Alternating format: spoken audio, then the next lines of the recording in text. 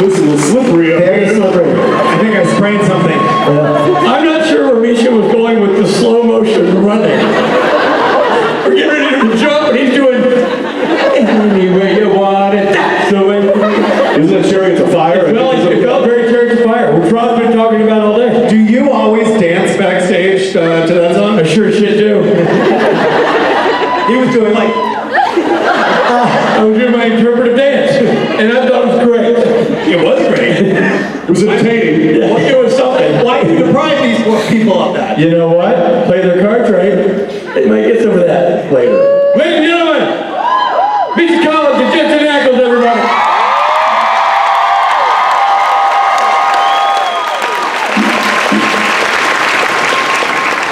What's up, boys?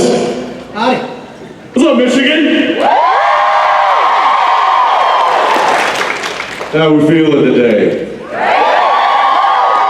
Great. You gonna sit down or no?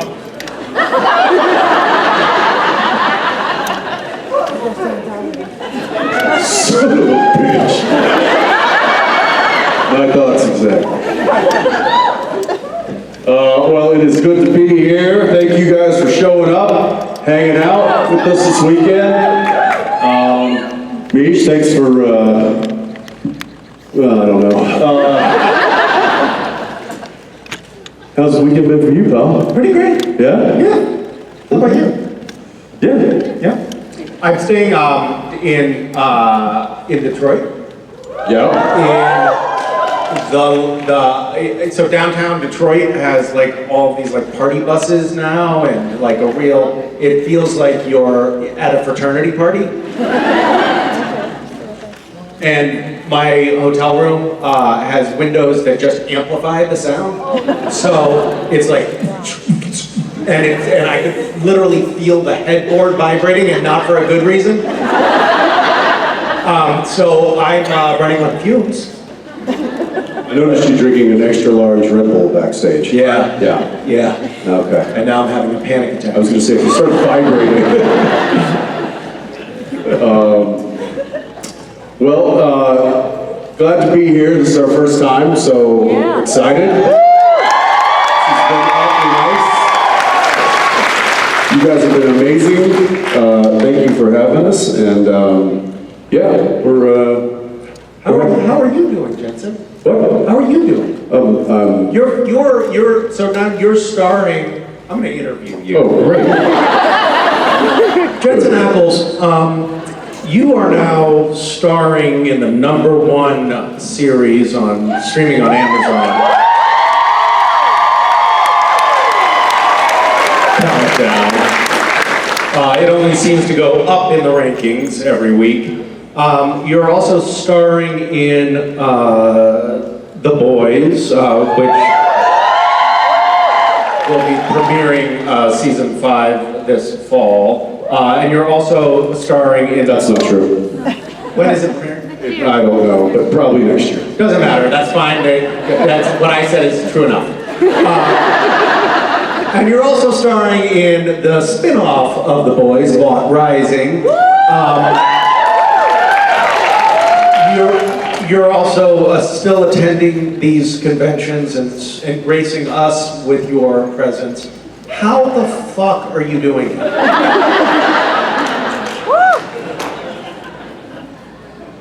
There's several of me.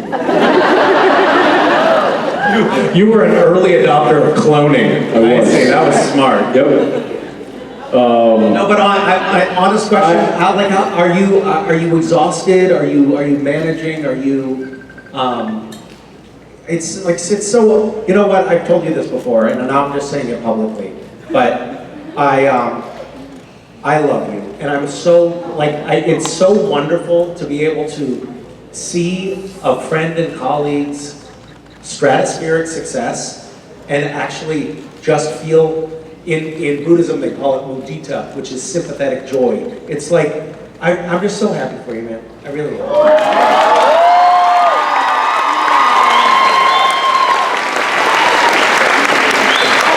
It's like, Thanks, buddy. you've earned it, you deserve it, and it makes me so happy to see.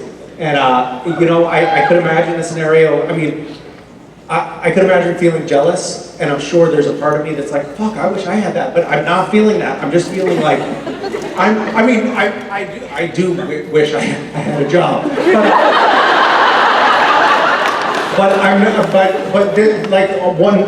My whole being is just so happy for you, really. And this is why he is such an amazing friend.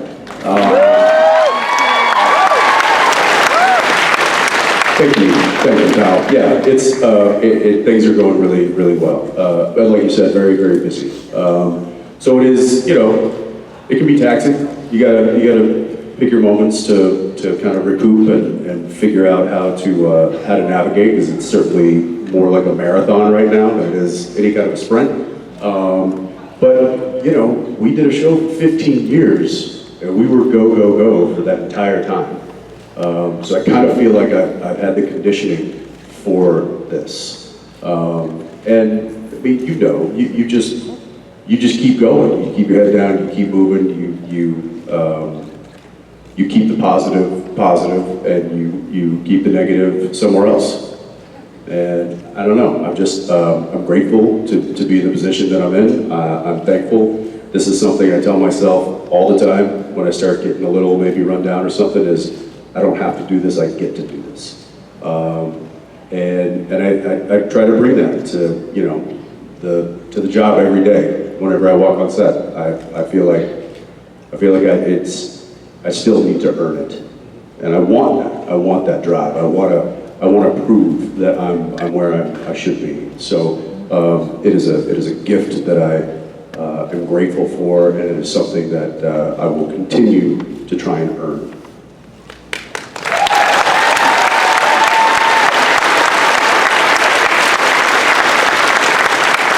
Well, you've always actually brought that. I mean, honestly, this is a little weird because this is like private conversations that we actually do have, but this is like voyeurism.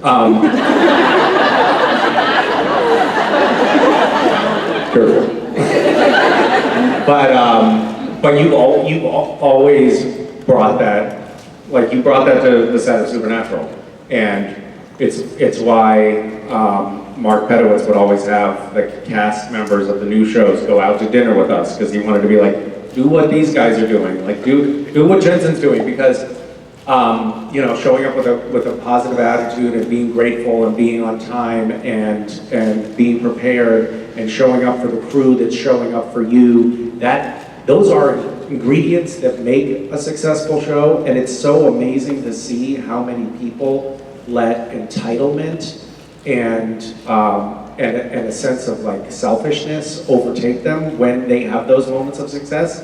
And you just have never done that, and it's a testament to, I mean, it's obviously not your constitution, it's your parents did something right, because, you know, you're a deeply flawed individual, but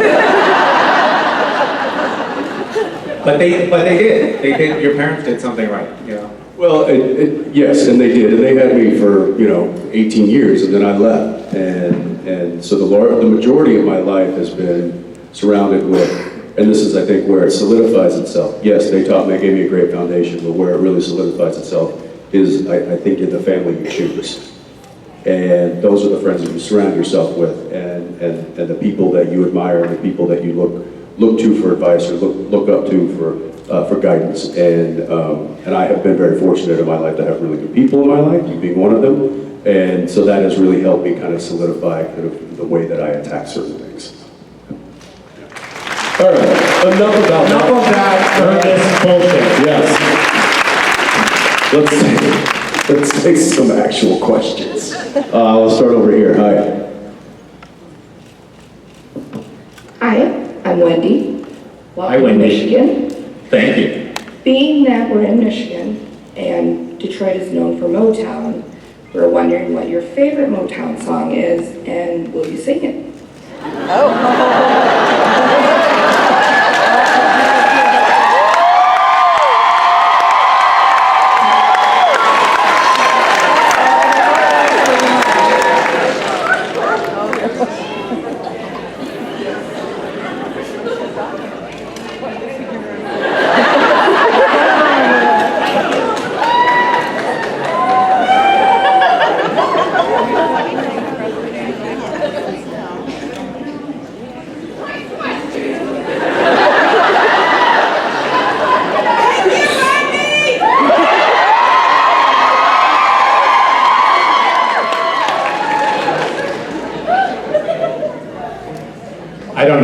song, so you're gonna have to be on your own. What's that?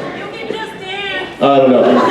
I'll tell you. I'll just do a little acapella. It's one of my favorite ones. Maybe not the, but the one I can never turn off is if you ever change your mind about leaving me behind. Oh, bring it to me. Bring your sweet loving. Bring it on home to me. Yeah, that's your part. Yeah, yeah, yeah, yeah. There you go.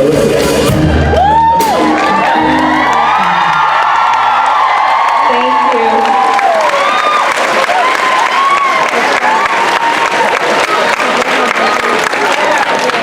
We'll rehearse that a little bit. Sorry, guys. That was work in progress, clearly. Where are we at? We're over here. Hi. Hi, I'm Laura from Cleveland, and I tell you, I'm going to sit down now that she's asked that. The rest of our questions are awful. Well, the question I had was basically there are a lot of running things that go throughout Supernatural. So the question is where did you come up with them? Like the focus on the Asian focus in there. A lot of your things go to the Asian focus. Yeah, tell us, how did you develop that fetish? Yes, Jensen, tell me how you developed that. I'm over here. I'm Asian. And you are a beauty.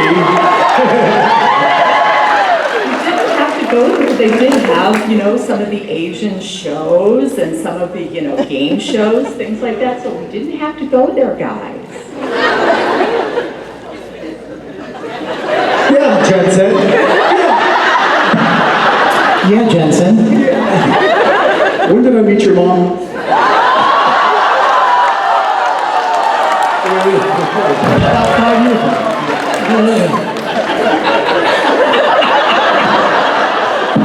So,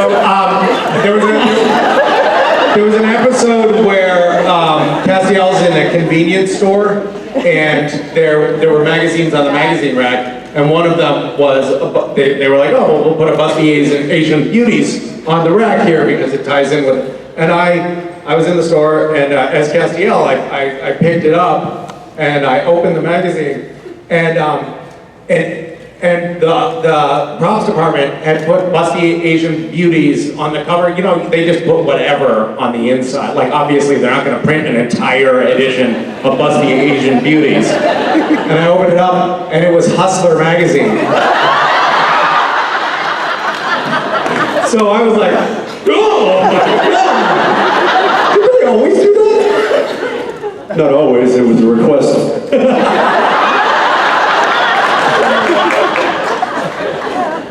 Let's make it real, right? Thanks for pointing out that theme. I honestly, in all seriousness, I think that was Kripke. Sure. Pulling inspiration from Jensen.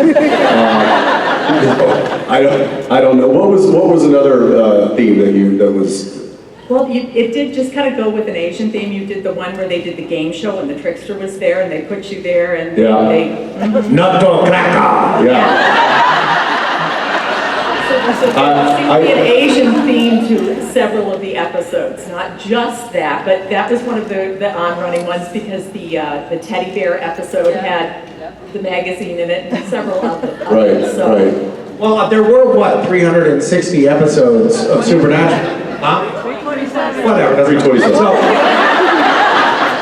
there were a lot of episodes, and I think it would have been kind of weirdly racist not to have some of those Asian, things happen, right? That would have been an awkward omission, don't you think? I do. I need to probably figure out a way to dig myself out of whatever hole I'm digging. Absolutely stop talking. Good job, Misha, good job. All right, thank you for that.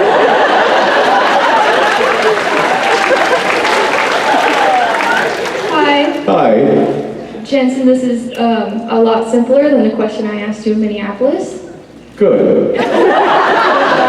For the both of you, how toasted do you like your marshmallows?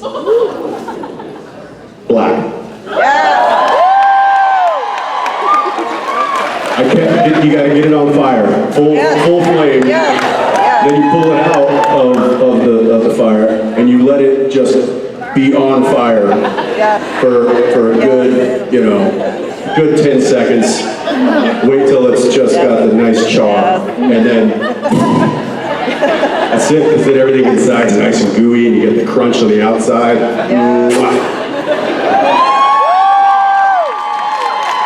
And you also get all those carcinogens too that come along with that. Really, really I take back flavorful. everything nice I said about your That is revolting what you just said. And shame on you. Did you expect anything less? I'm sure you've got. Oh, yeah, of course I do. You gently toast the exterior.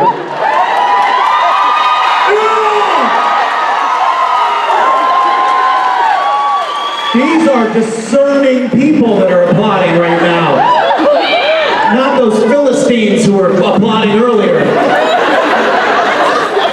Listen, this is the problem with that. So, because I've done, You've been down that road. You've dabbled. I've had, well, the kids, they, Dad, could you, but I just want a light. So, what that means is you have to be your own rotisserie. And you have to constantly watch, constantly move away from the flame, dip it back in, move it away, rotate it a little bit, looking for that perfect brown, whatever it is. For me, I put it on the end of the stick, drop it in the fire, go get a beer. And by the time I get back, the thing's on fire, and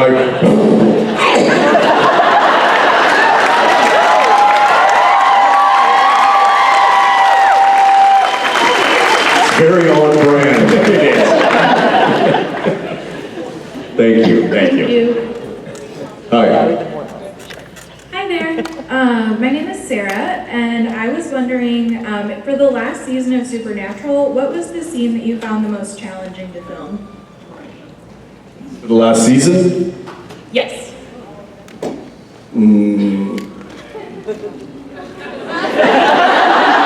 Certainly when they had to drive that piece of rebar through your chest, right? You took that like a champ, by the way. Yeah, that hurt more on the you lost inside. a lot of blood. Yeah. You kept at it.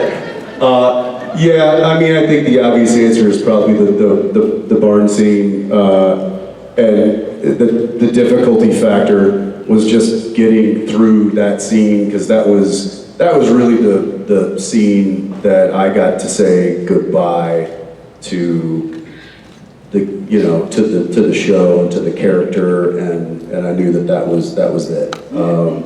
And that was tough to get through. I remember telling Bob Singer, who was directing that episode, I was like, listen, can we start on my coverage first so that I can get through this? And I was like, you might want to set up as many cameras as possible, because I don't know how many takes I'm going to be able to do this. It's going to be tough.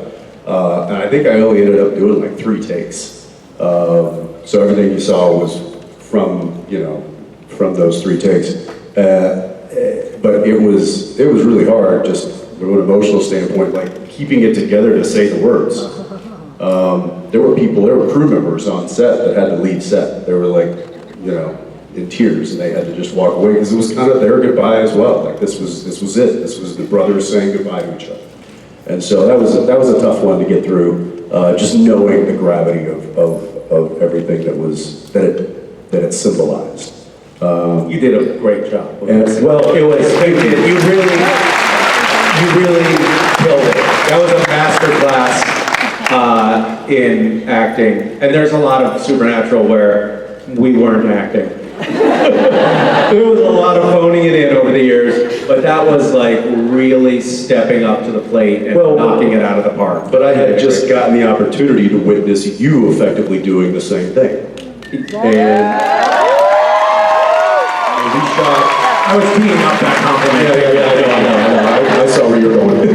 No, that must have been a very similar situation. Totally, totally same thing. I mean, you know, it's funny because I've said this before, but on Supernatural we have these, you know, moments where everybody on the crew simultaneously recognizes that this is actually something that somebody's really emotionally diving into, and everybody stop fucking around for a moment while we do this real thing. And that scene where you were saying your swan song scene was obviously one of those, as Cass saying goodbye and I love you to Dean. That was another one, and there was same thing, you know, it was my goodbye to the show, and there were crew members that were crying, and and there was a part of Misha that was crying too, because it was the end of a 12-year run on a show with a group of people that I love very much being with every day, and you know, there was a lot pent up in that, but the whole crew just created this environment where it was really well supported. Yeah, so very tough scenes to do on the day, but both scenes that I think he and I are proud of, and we're happy that they happened the way they did. Yeah. Thank you.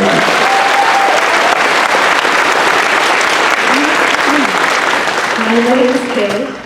Hi. Hi.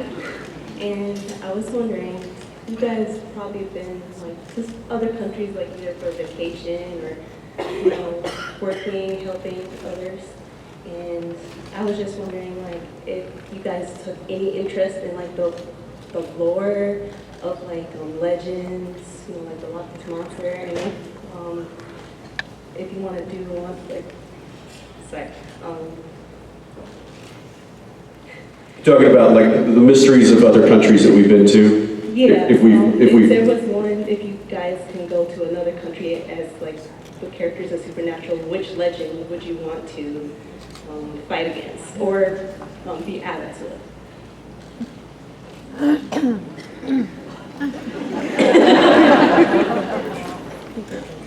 This would require us knowing things about other cultures, which we try not to, so...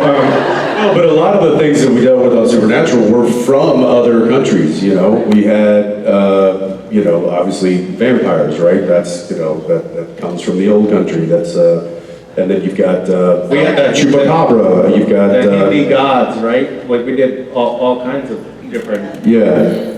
So there was some of those legends, you know, those overseas legends that kind of that worked their way into the show in a way. But a Loch Ness Monster episode would be good, and there would be... I think, didn't Dean talk about Loch Ness? Yeah, like he wanted to go see Nessie? Yeah. I think that for sure. Like, if you could go to a different country, which country? To film Supernatural? Yeah. By the way, when we do the reboot, we should insist that it be like no longer Sam and Dean driving around in an Impala, but they're flying around in a private jet and they're going to all of these different tropical islands around the world.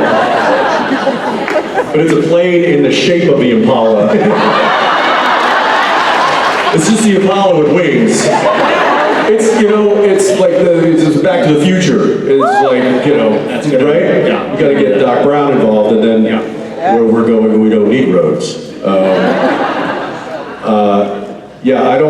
I know that every country has a lot of, obviously, like, you go over to you know, Europe, and you're gonna be dealing with a lot of kind of older history and older lore, and I think there'd be a lot to dive into in that part of the world. You could also go down south, and you've got, you know, there's a lot of stuff going on down in South America. There's stuff in Central America. I think you pretty much, I mean, what are you dealing with in Australia though?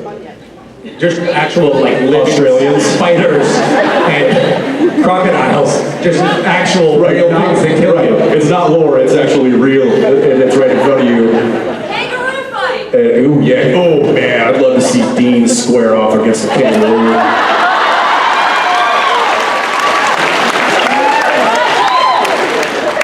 Yeah, that'd be fun. That'll be great for the reboot. It's just Sam and Dean fighting animals. We'll make sure Jared fights a bear. You can fight a shark. It'll be perfect. All right, you've given us some stuff to think about. I appreciate that. Thank you. Hi there. Hello. Thank you for coming so much to Detroit and spending the weekend with us here in Novi. Appreciate it. I'm sorry, Misha, but my question is for Jensen. That's all right. I'll jump in anyway. Give him a break. Yeah, he will. I mean, you can try to answer it if you want. Jensen, you've talked a lot about how some of the songs in Radio Company that you've made with Steve and where your inspirations have come from them. I know you talked about Keep On Rambling recently, but one of my favorite Radio Company songs is Velvet Sky, and I wondered if you'd be willing to share what that one means to you. You're gonna have to ask Steve about that one. That was pretty much all him. I just came in and helped with some finishing touches on that. That's a story for him to tell. So yeah, I'll let him have that one because that was not really from me. I will be sure to ask him that. All right. Now I'm curious. Yeah, always. Yeah, he's got good stories. So that's how kind of he would bring some songs, and then we would write a lot together. So some of the ones that because while I was off doing the acting thing, he had time to write some other music, and so he would bring me some songs that were pretty cooked already, and then we would just kind of fine tune them here and there. But that was one of those songs. So. Thanks very much. Thank you. Hi. What was your favorite death of Supernatural and your least favorite death of Supernatural? Favorite was tacos, and least favorite was rebar.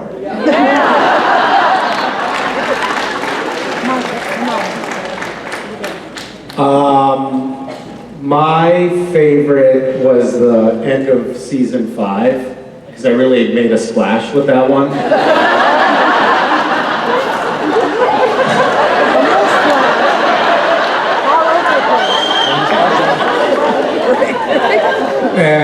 And my least favorite was the Leviathan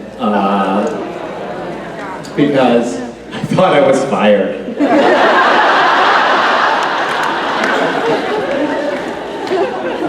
You were. I was.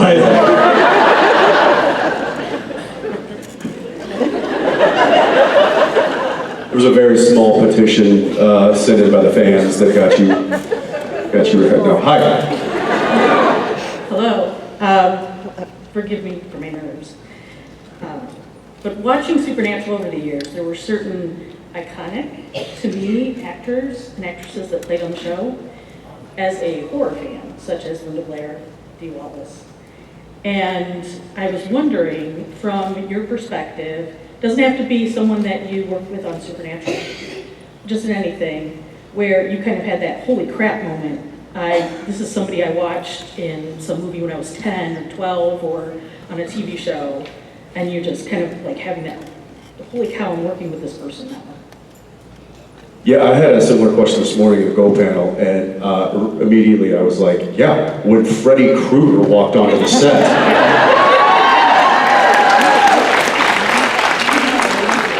I immediately was like, you are responsible for many of my sleepless nights as a child.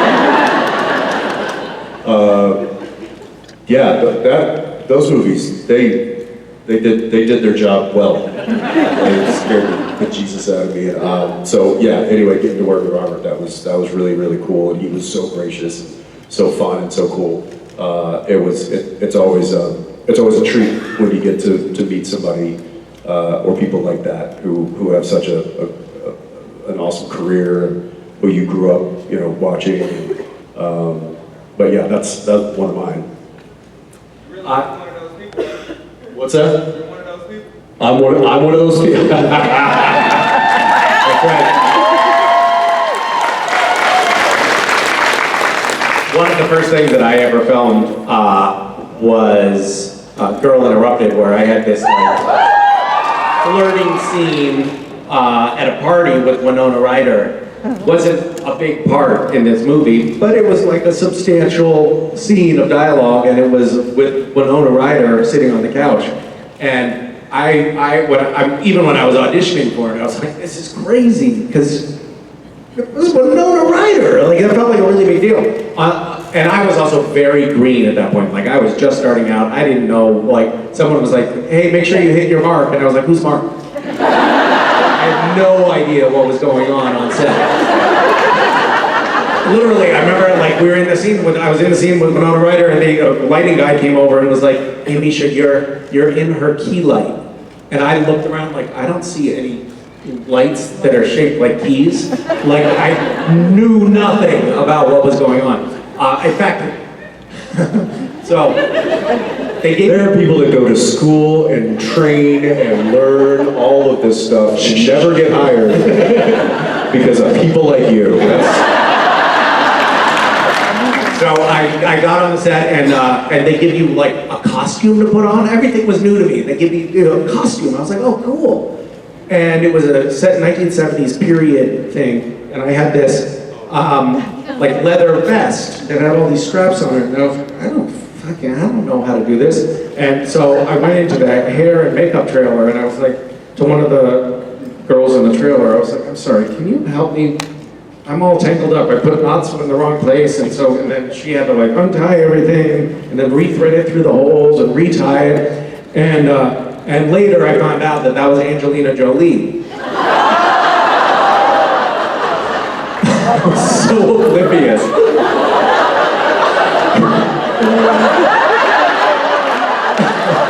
Were you just like, all right, listen, who's the hottest girl in you? I messed up my wardrobe. How about a little help? And then maybe I could help you, right? I'm sure it was that smooth. Yeah, I'm sure it was. Thank you. Thanks. Hi guys. Hi. My name is Abby. Hi, Abby. This is so surreal to me. I'll keep this short and simple, but I want to say thank you for